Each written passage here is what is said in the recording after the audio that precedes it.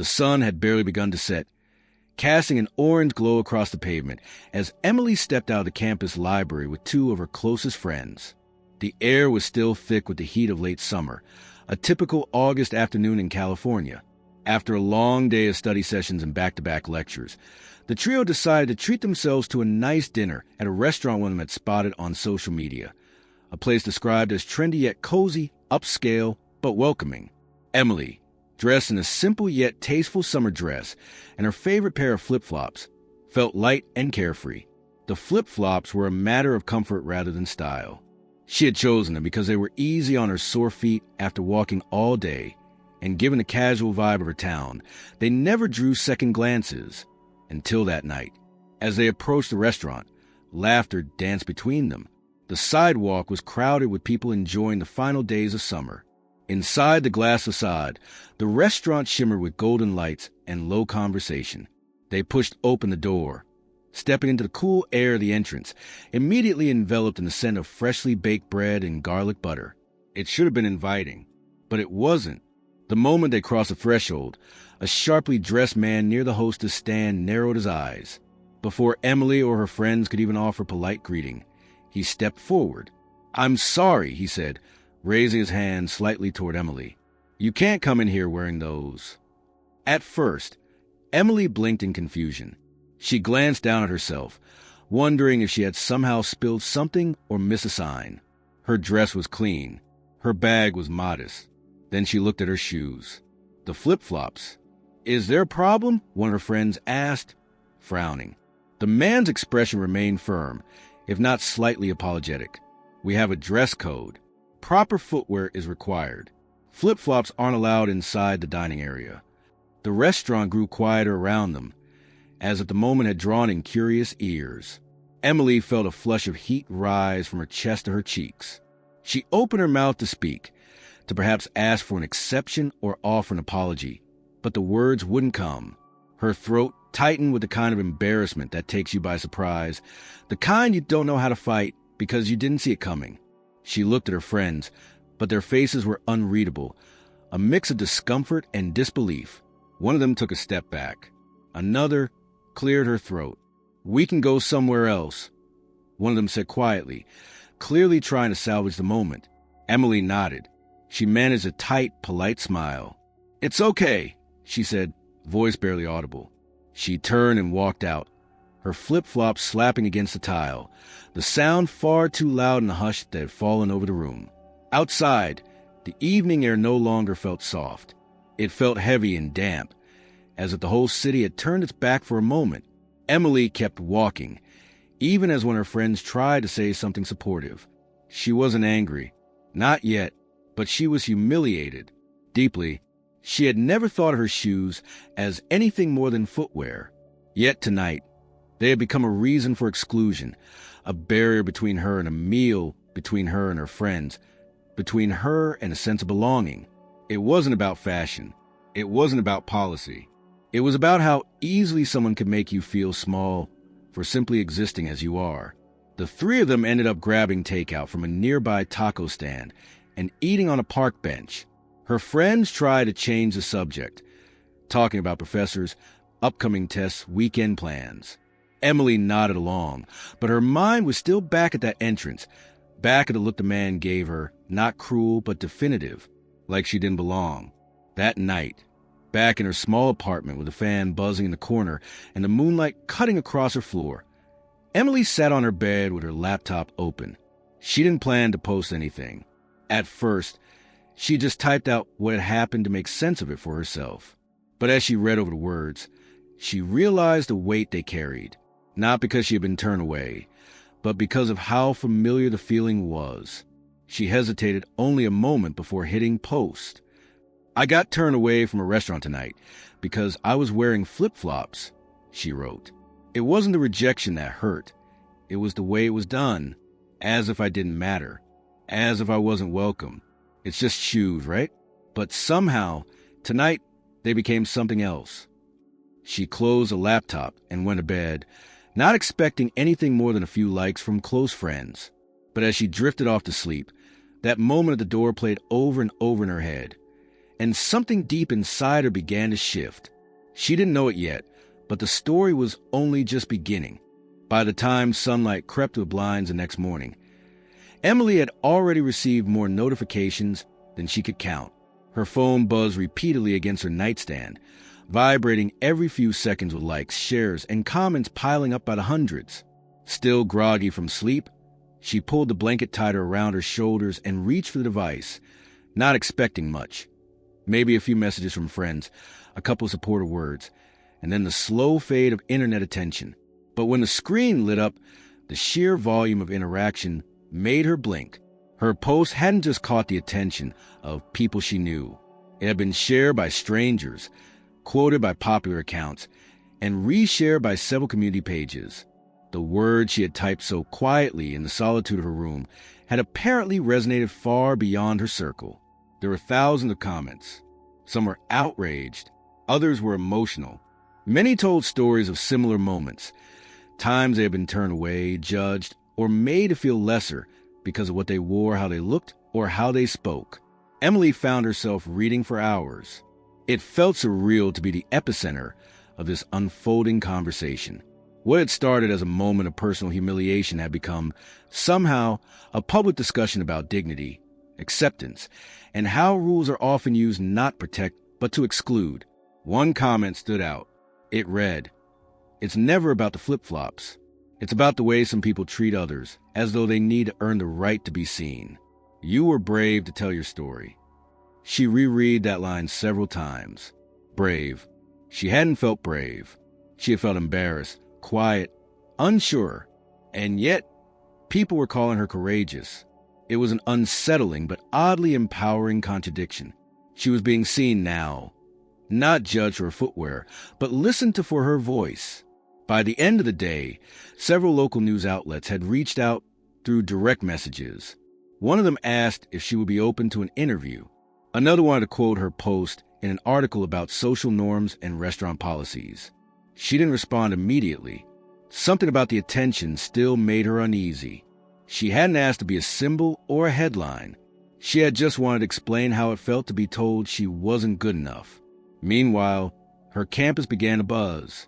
People approached her between classes, recognizing her from the post. Some offered quick affirmations, "Love what you wrote," or "That really hit home." Others wanted to talk more deeply, pulling her aside to share stories of rejection, shame, or quiet rebellion. Each encounter added weight to the realization that her experience was far from isolated. Her story had cracked something open. At night, the messages continued to pour in. A well-known blogger reposted her story with the caption, "What we wear should never determine our worth." Celebrities hadn't yet chimed in, but several verified accounts had commented with clapping hands or simple words like "exactly." Still, amid the praise, there were critics. Some accused her of overreacting. "It's just a dress code," one wrote. "Businesses have the right to enforce standards. Don't make everything about discrimination." Another sneered. "You want to eat in a fancy place? Dress like it. Flip-flops belong on beaches, not white tablecloths." Emily read those, too. She didn't delete them. In some strange way, they added balance to the flood of support. They reminded her that not everyone would see the issue the same way. That was fine. She hadn't posted to start a fight. She had posted because staying silent had felt worse. What moved her most, however, were the private messages. A teenage girl from Texas wrote to say she had cried reading Emily's post because it reminded her of being mocked for wearing worn-out sneakers to prom. An elderly man from New York shared how he'd been denied service decades ago because his accent revealed he wasn't American-born. A single mother in Chicago said she had walked out of a store just a week before after being followed by an employee who assumed she couldn't afford anything inside. All different people, all connected by one common thread, the quiet shame of being treated as if they didn't belong. Emily began to understand something she hadn't fully grasped the night of the incident. The deeper hurt wasn't just the policy or even the embarrassment. It was a feeling of being instantly sized up and dismissed. It was the absence of compassion in that man's eyes. And it was this that people were responding to, not flip-flops, not fancy restaurants, but the slow, corrosive effect of casual exclusion. She sat on her bedroom floor that evening, her phone in hand, legs crossed, surrounded by scattered notebooks and half-drunk coffee. The campus outside her window buzzed with weekend life, music, conversations, laughter. Inside, she was wrapped in a strange stillness, not entirely sure what to do with the momentum. Her roommate, Sarah, stepped in quietly. "I saw the post," she said. "It's everywhere. People are talking." "I didn't mean for it to be," Emily admitted. "I know, but it matters. You said what a lot of people feel, but don't say." Emily nodded slowly, placing her phone down. "It's just, I don't know what comes next." Sarah gave a half smile. "Maybe nothing, or maybe everything. But whatever it is, it already started. You're in it now." Later that night, as the campus settled and the notifications began to slow, Emily looked once more at the original post. Over 100,000 shares, thousands of comments, hundreds of personal stories. She didn't feel like a victim anymore. She didn't quite feel like a leader either. She felt like a spark. And somewhere deep inside, beneath all the noise and words and attention, something began to kindle. Not anger, not pride, but resolve. She didn't know how, and she didn't know when, but the story wasn't over. It had only just begun to breathe. 3 days after the post had gone viral, Emily received a message that was unlike the others. It came from a community organizer named Clarissa Holt, a woman in her early 40s known for quietly orchestrating some of the most impactful social movements in the city. Her name didn't command headlines, but among local circles, she was respected. The type of person who didn't chase attention, but cultivated change. The message was brief and direct. "I saw your story. I think there's something we can do with this. If you're open to it, let's talk." Emily hesitated before replying. The attention over the last few days had been intense. Her inbox was still flooded, her classes interrupted by curious stares and awkward small talk. She felt the narrative spiraling beyond her control, and yet something about Clarissa's tone, calm, unassuming, serious, made her respond. They met at a quiet cafe just off campus. Clarissa arrived in a denim jacket and worn boots, her hair pulled back in a loose bun. She ordered a plain coffee, no sugar, no cream, and listened more than she spoke. Emily, nervous at first, found herself opening up quickly, not repeating the story what happened, but voicing confusion of being suddenly thrust into the center of something she hadn't planned. Clarissa nodded thoughtfully, then leaned in slightly. "You started something, whether you meant to or not," she said. "And right now, people are paying attention. You can either let that moment pass, or you can walk back into that restaurant and show everyone what belonging really looks like." Emily blinked. "Walk back in." Clarissa nodded. "Not alone. With others. People who understand that exclusion doesn't begin and end with a pair of shoes." Emily sat back, unsure. The idea felt both terrifying and strangely right. A return, not for vengeance or confrontation, but for visibility, for statement, for reclamation. But it couldn't be performative. It had to mean something. The following day, Clarissa posted a single image to her social media, a flip-flop, centered on a blank background with a caption, "Saturday, 3 o'clock. You know where." That was all. But for those who had followed Emily's post, it was enough. The image spread like wildfire. Dozens of others began resharing it, adding their own stories. Some added the hashtag #FlipFlopFreedom, a name that quickly gained traction. Others offered rides, met-up locations, outfit ideas. The plan was never formalized. There was no official invitation, no press release, no organization behind it. Just momentum, growing louder by the hour. On Saturday, the weather was warm again, almost poetic in its similarity to the day it all began. Emily stood in front of her mirror, dressed in the same summer dress, the same pair of flip-flops. Her heart pounded. She had spent the morning answering a stream of messages from supporters, well-wishers, journalists. She refused every interview. This wasn't about publicity. She met Clarissa outside her apartment. Together, they walked toward the restaurant, a few blocks away. At first, they were alone, but as they turned onto Main Street, they saw them, small groups walking from different directions, joining like streams into a river. Some carried signs. Others wore shirts printed with Emily's words. Most wore flip-flops. There were children, teenagers, elderly couples, professionals in suits and sandals. A quiet crowd, purposeful and calm, yet undeniably present. By the time they reached the restaurant, the sidewalk was full. The same golden lights glowed behind a glass facade. The same host stand stood inside. But this time, the doors did not feel like a barrier. Clarissa turned to Emily. "You don't have to say anything," she said. "Your presence is enough." Emily nodded and stepped forward. The manager, the same man from that night, stood at the entrance. He looked out at the crowd, clearly unsure what to do. His posture stiffened when he saw her. For a moment, no one moved. Then Emily raised her hand and gently pushed the door open. She didn't speak. She didn't need to. The moment was louder than words. Dozens followed her, some holding hands, some placing quiet notes on the windows, others simply walking in and sitting at the tables. The restaurant filled quickly but not chaotically. There were no chants, no shouts, no confrontation. Just the quiet presence of people saying, "We belong here." The manager approached, his voice low. "We're full," he said, eyes scanning the crowd. "I don't think we can serve." Clarissa interrupted gently. "We're not here to be served. We're here to be seen." Someone in the crowd began humming. Others joined, soft at first, like a shared breath. It wasn't a song of defiance. It was something older, deeper, a hum of existence, of presence. The staff watched, unsure. A few servers looked nervous. One young waitress smiled quietly, then placed a water jug on an empty table. Outside, news crews had started to arrive, alerted by the hashtag's explosion. But inside, the moment remained quiet, intimate, powerful. Emily sat down at a corner table with Clarissa. No cameras, no spotlight. Just her, in the same dress, the same flip-flops, reclaiming the space that once made her feel invisible. The manager didn't ask her to leave.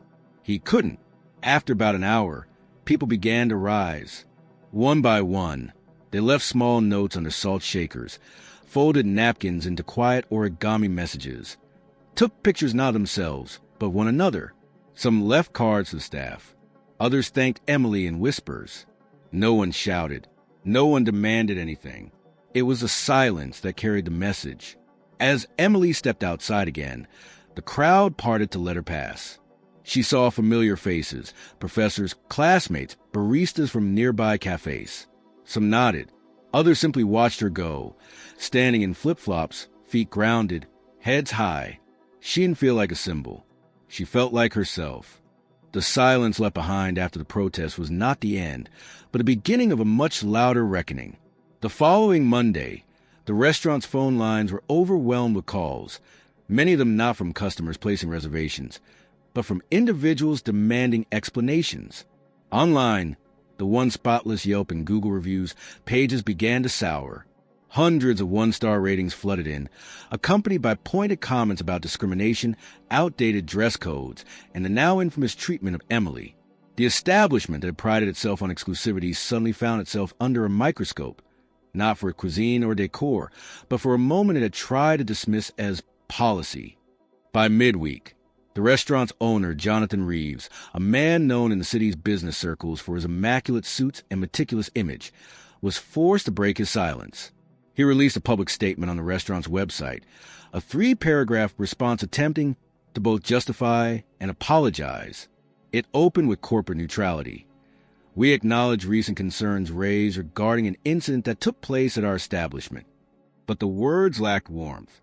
It was a kind of apology crafted by legal advisors, too polished, too cautious, filled with phrases like unintended experience and miscommunication. The public didn't buy it. Comment beneath the post grew ruthless. Local bloggers dissected each sentence, calling it insincere and evasive. "An apology that says nothing," one wrote. "Try again." Even loyal patrons of the restaurant began to reconsider their allegiance. Some canceled reservations.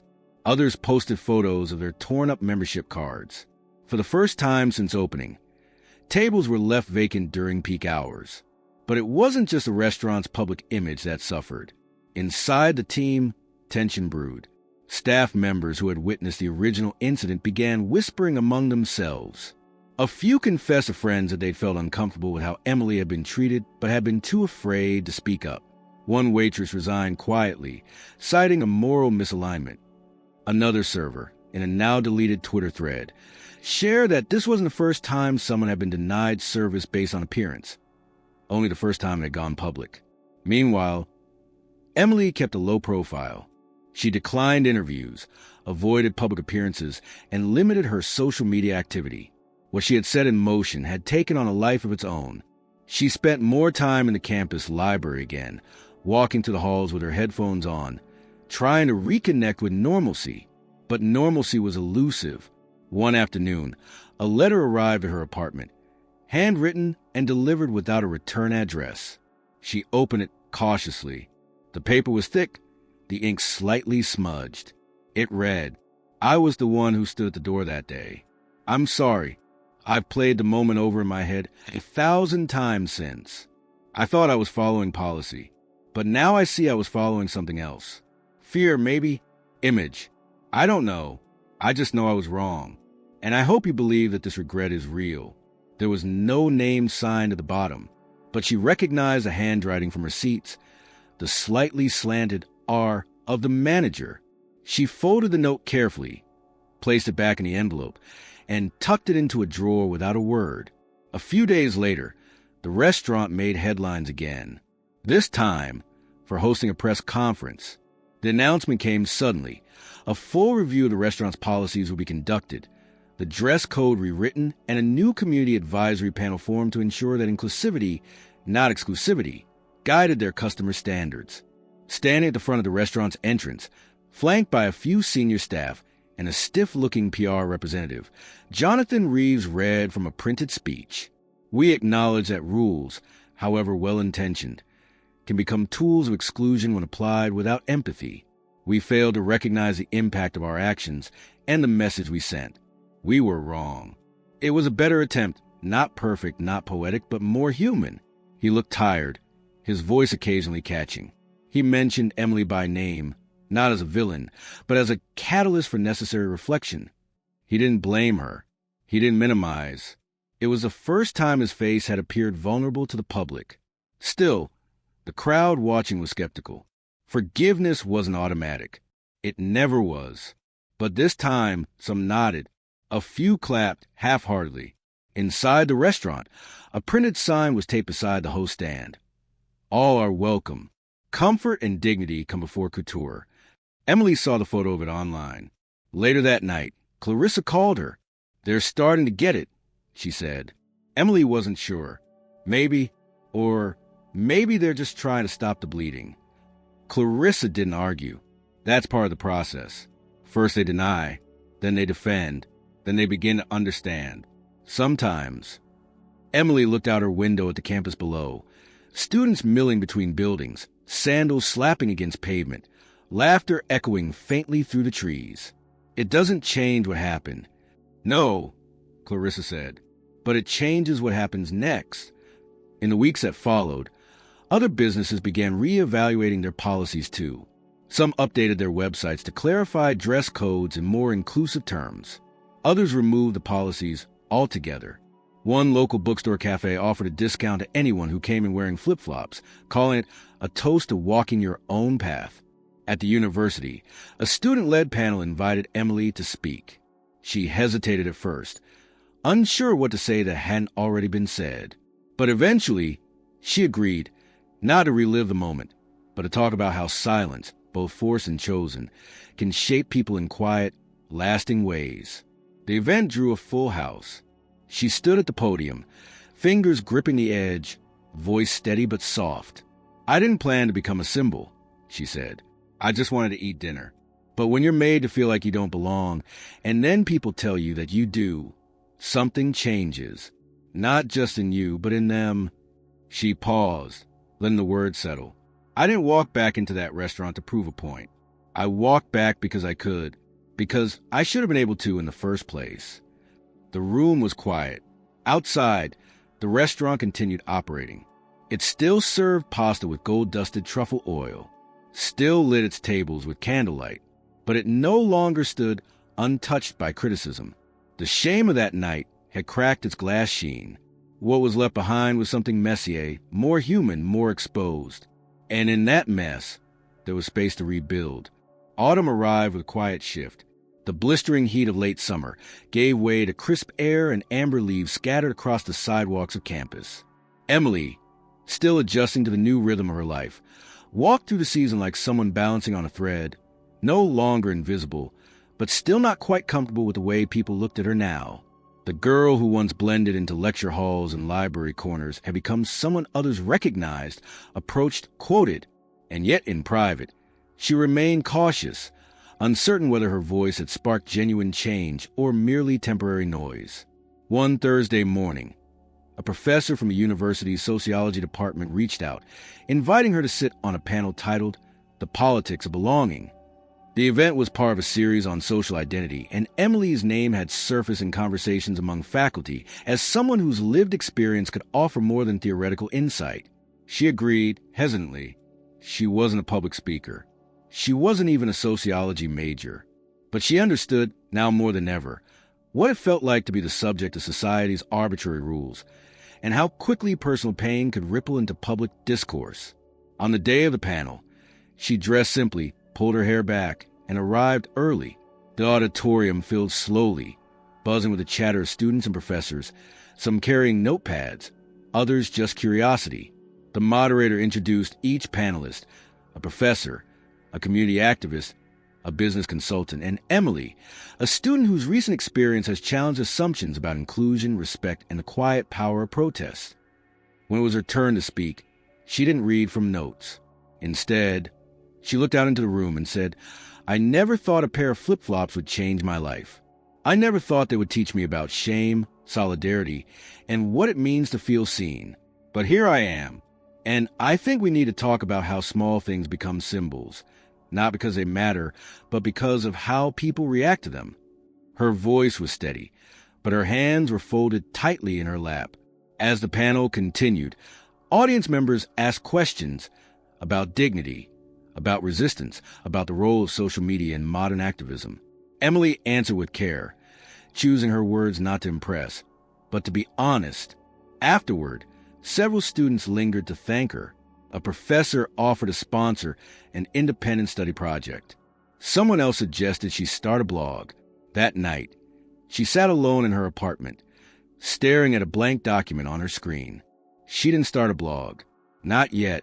But she began writing not about the restaurant, not even about the protest, but about the layers of what had followed, the conversations in hallways, the strangers who shared their stories, the way people's faces shifted when they realized that change often begins in discomfort. She wrote through the night, not editing, just pouring memories, reflections, fears, questions. When she finally stopped, the sun was rising, and the city outside her window was quiet again. It was during this period of reflection that she received an email from a nonprofit organization based in San Francisco. They had read about her through a student journalist piece that had circulated across academic forums. The organization focused on educational equity and inclusion, particularly how unspoken social norms and institutions often gatekeep opportunities for marginalized students.